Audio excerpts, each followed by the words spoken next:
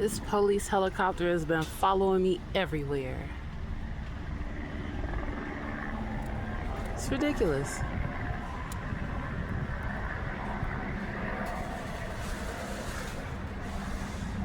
They're trying to like hover over another area so it looks like they're doing something different. They cut me off like almost every corner I've gotten to since I've left to go to the lawyer's office earlier. I'm at the grocery store.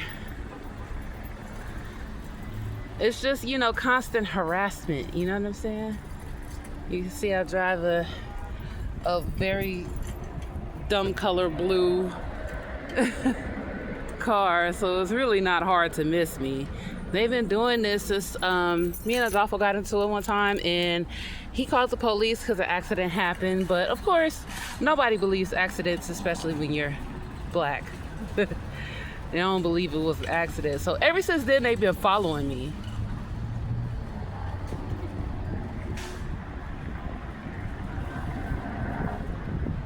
Watch. Let me show you.